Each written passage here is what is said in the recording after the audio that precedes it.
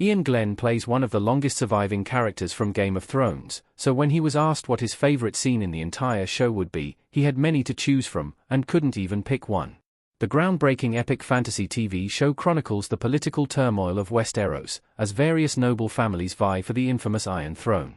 However, as the Lannisters and the Starks are busy with their war, another one is brewing, as Emilia Clarke's iconic Daenerys Targaryen grows her army over the years and prepares to take back Westeros.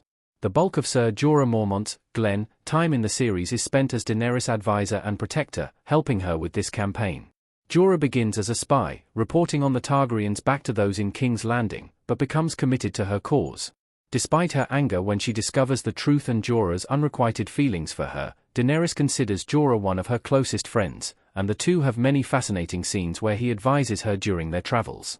Interestingly, Glen said that all this traveling was his favorite part of the series, at the side of the Dragon Queen. Iain Glen's favorite Game of Thrones scenes are when Jorah and Daenerys were traveling. Daenerys covers a lot of ground in the first few seasons. Ahead of the 8th season, Iain Glen told People TV, retrieved via Entertainment Weekly, that his favorite scenes from Game of Thrones were those he spent on the move with Daenerys and Tyrion, Peter Dinklage.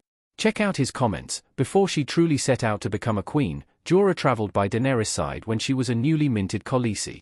In addition to frequently moving around with Dany as she acquires new legions and liberates historical slave cities, when Jorah is thrown out after his betrayal has been discovered, he endeavors to win back her favor by bringing the recently exiled Tyrion Lannister to her. In addition to showing Jorah's strengths and endurance, as well as his knowledge of the Dothraki people and other societies of Essos, these travels feature many strong character interactions as Jorah discusses the future with Daenerys or Tyrion.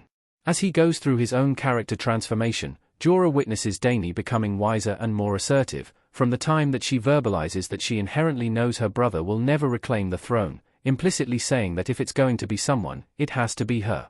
He is always frankly amazed by the things she accomplishes.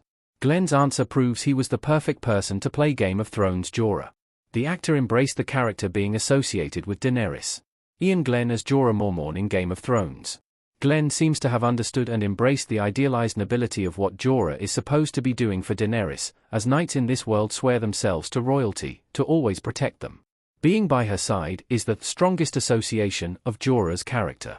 Jorah's affection for Daenerys is somewhat controversial, as he has romantic feelings for her. She begins the series as a child, and he is always much older.